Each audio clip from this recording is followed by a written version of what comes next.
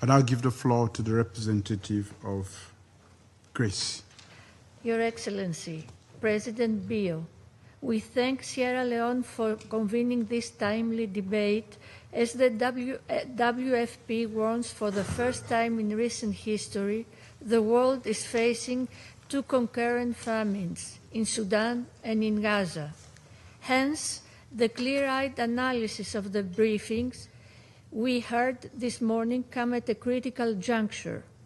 The 2025 Global Report on Food Crisis and the FAO WFP Hunger Spots 25-26 Outlook leave no doubt. Conflict remains the principal driver of acute hunger.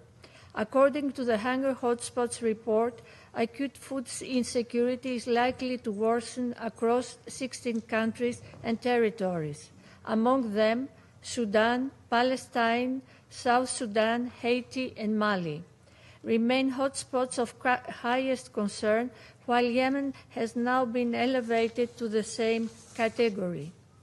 The stark reality is a moral alarm bell that just jolted the international community into unified action. Across this context, armed violence destroys harvests, blocks markets, and displaces millions, severing livelihoods and eroding resilience. The figures are staggering. In Sudan, 24.6 million people are projected to face crisis or worse levels of food insecurity. In Gaza, despite the partial resumption of humanitarian assistance since mid-October, one-third of the population is expected to face famine, the highest IPC phase. In South Sudan, 57% of the population faces high levels of acute food insecurity. In Haiti, by June 2026, 5.9 million people, over half the population, is projected to face crisis and will struggle to survive.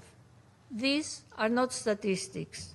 They are lives, families, women, and children caught in the crossfire of conflict and deprivation. In this respect, I want to highlight the following. First, conflict multiplies vulnerability. Reports show that armed conflict and violence remain the primary driver of acute food insecurity. In 14 out of 16 hotspots, armed violence is the dominant cause of hunger. Food insecurity today is not inventable. It is mostly man-made. This also means it is almost always foreseeable and preventable. Second, the surge in hunger is occurring amid shrinking humanitarian resources. Only 36% of the required funding for food security has been received by October 2025. At the same time, official development assistance is projected to decline by 13% this year. This erosion of support has devastating effects. Food assistance is rationed, nutrition programs are cut, and pathways from relief to recovery collapse. Predictable financing, particularly through multilateral mechanisms, is essential to sustain operations and rebuild livelihoods. Third, addressing conflict-related food insecurity requires coherent political, humanitarian, and development action. United Nations Security Council Resolution 2417 reminds us that the deliberate starvation of civilians is prohibited. Yet, such violations persist.